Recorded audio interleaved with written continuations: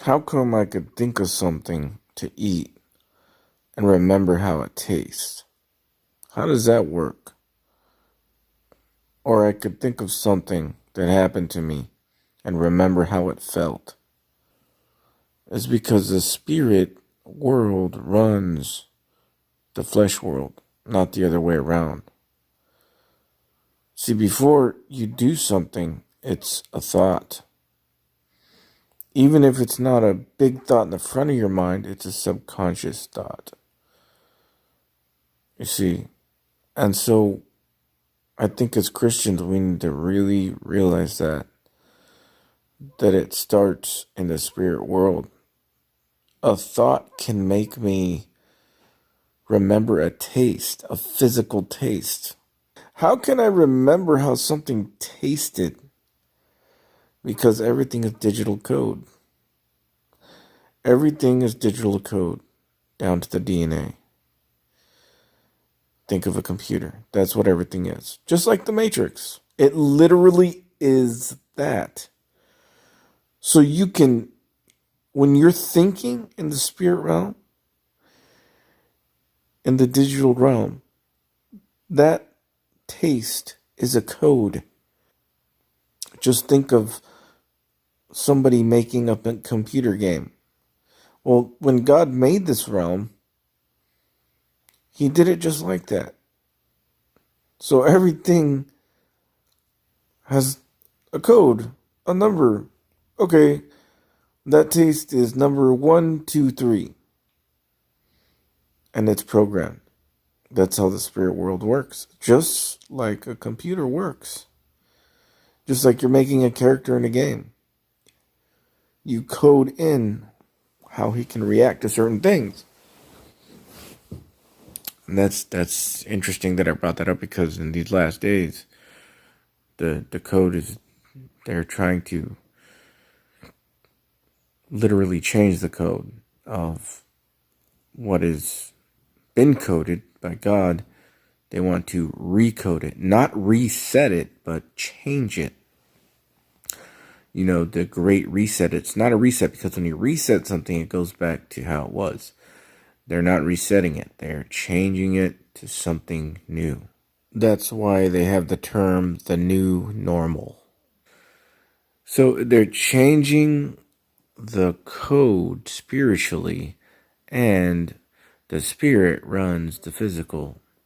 So once you change something's code, you're changing reality. And you know, when you look at life as a simulation in a sense, because actually, literally, that's what it is. And God is the creator of this place. But when you look at it like that, it makes a lot of sense when you look at a computer. Because, like, we're saved. Well, on a computer, when you have a program, some data, which we are data, genetic information, digital code, and you save it, it's the same as a computer. You save it, and it's saved. And it's just like biblical terminology. This is also why the Bible says that Enoch was translated when God took him to heaven. Translation is a reference to language, and it is even a reference to mathematical language, numbers, digital coding. So Enoch was translated into heaven. Which goes back to my first point. I just thought of something to eat because I've eaten it before, and I thought, how would it taste? And I remembered how it tastes. How do you remember a taste? How do you remember a taste? It's because there's a lot more going on here than the devil wants you to know about. It starts in the spiritual realm, the things you can't see.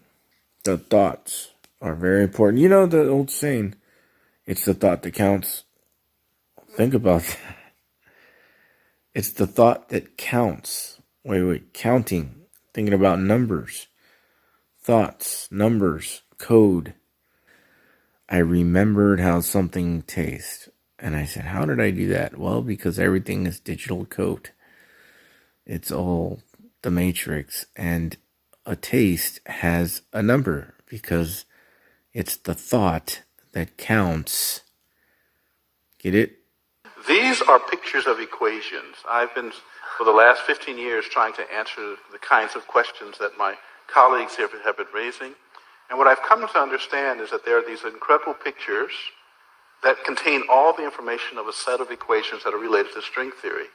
And it's even more bizarre than that, because when you then try to understand these pictures, you find out that buried in them are computer codes, just like the type that you find in a browser when you go surf the web. And so I'm left with the puzzle of trying to figure out whether I live in the matrix or not. Wait, you're blowing my mind at this moment. So you're saying, are you saying your attempt to understand the fundamental operations of nature leads you to a set of equations that are indistinguishable from the equations that drive search engines and browsers on our computers? That is correct.